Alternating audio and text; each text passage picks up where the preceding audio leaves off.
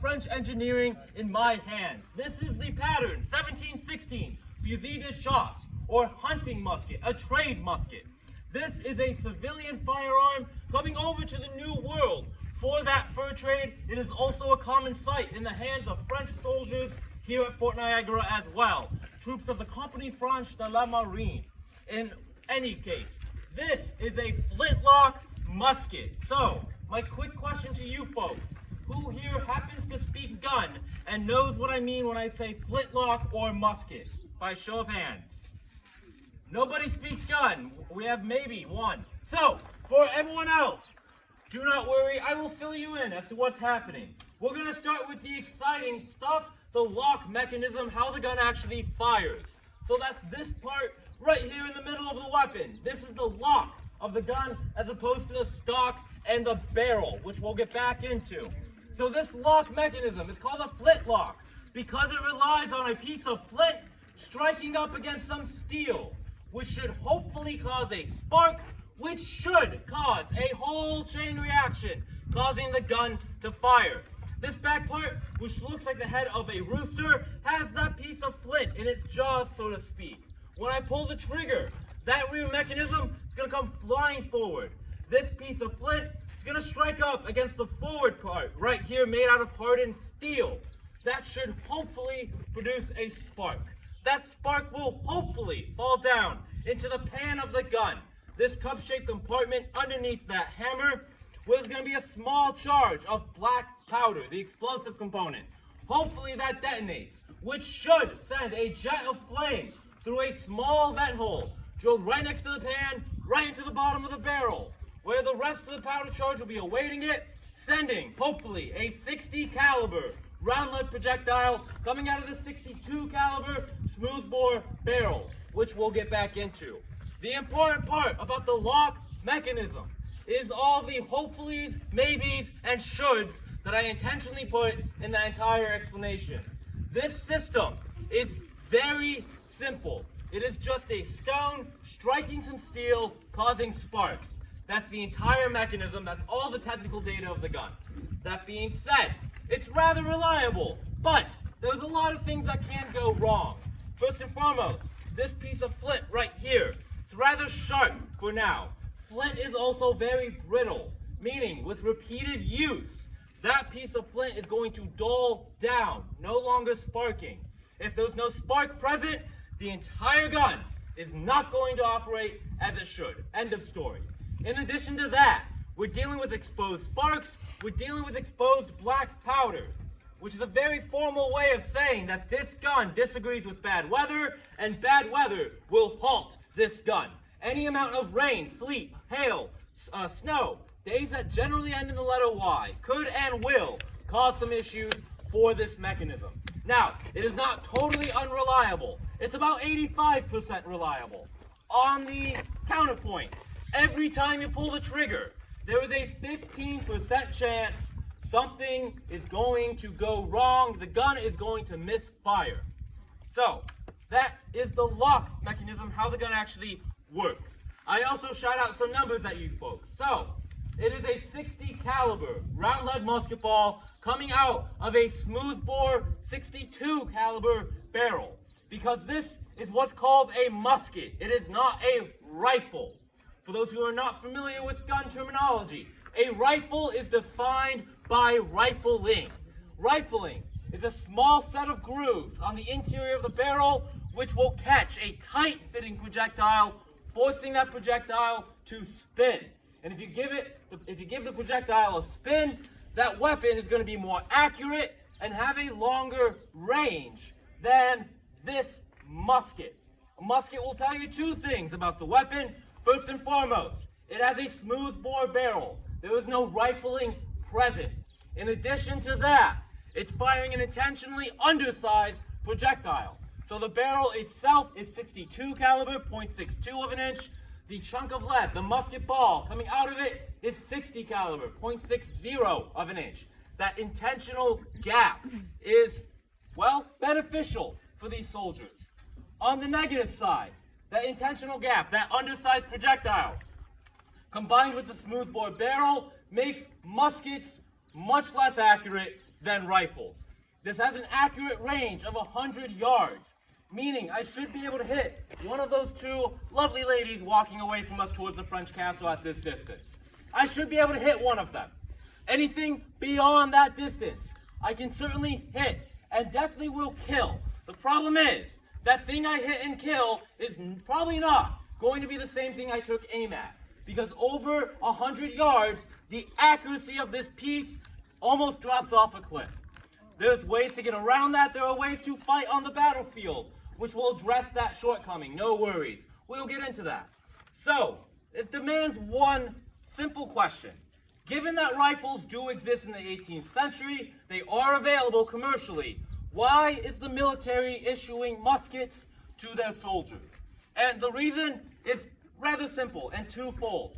First and foremost, muskets are much cheaper to produce than rifles.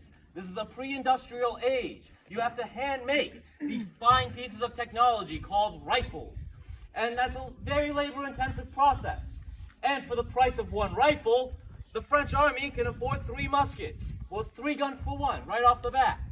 In addition to that, because of the intentional gap between the barrel and the projectile, because of the design features of what makes this a musket, muskets are much faster and easier to reload on the battlefield.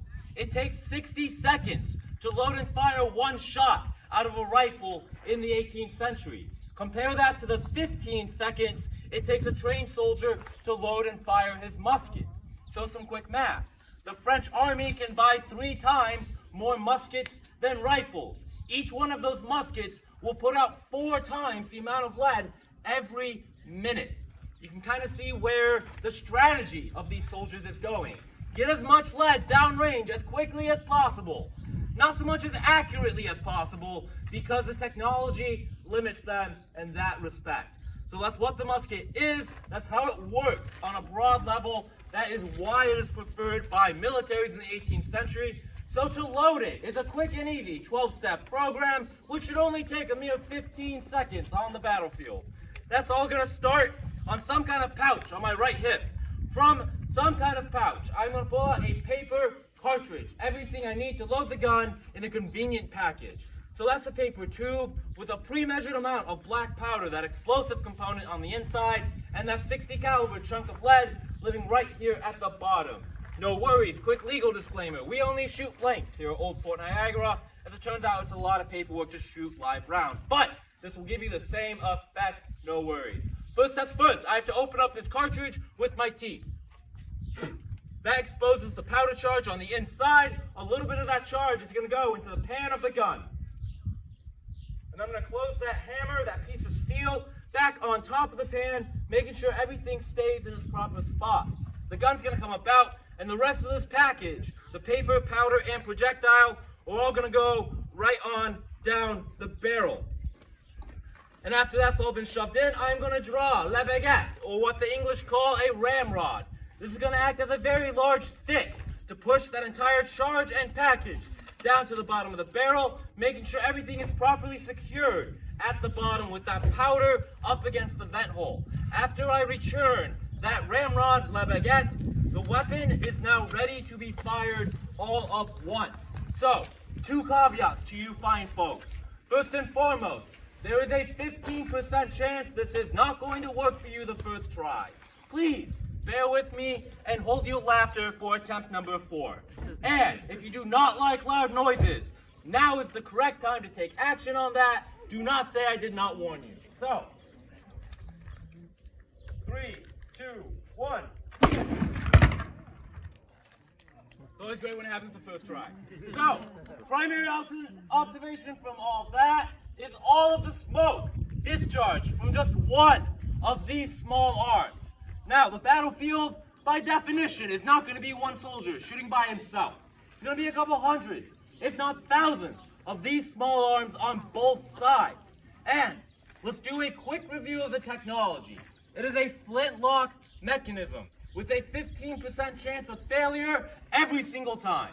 Beyond 100 yards, there is no guarantee you're going to hit what you're aiming at. And it takes 15 seconds to fire 1 shot. So, Put all of those things together, the conclusion is the most effective, the best way to fight with these weapons is to line all of your soldiers up in a big long line, to have them all aim their weapons at the same thing, and to pull the trigger at the same time every 15 seconds. That's called linear or volley warfare. It's how these soldiers are trained to fight in Europe. That way, every 15 seconds, there is a wall of lead coming downrange, sweeping across the battlefield. It doesn't matter how accurate your firearms are, someone is going to hit something if you fight that way. So, on the converse of that, take the one musket shot you just saw and multiply that by at least 60 for a company, if not the hundreds and thousands of guns on both sides. It's going to be very difficult to see much of anything at all very quickly on a battlefield in the 18th century. That's why uniforms in this time period are both brightly colored and distinctive articles of clothing. They're brightly colored so anyone can look across a smoky battlefield and tell at a glance whose soldiers are whose based off the color of their coats.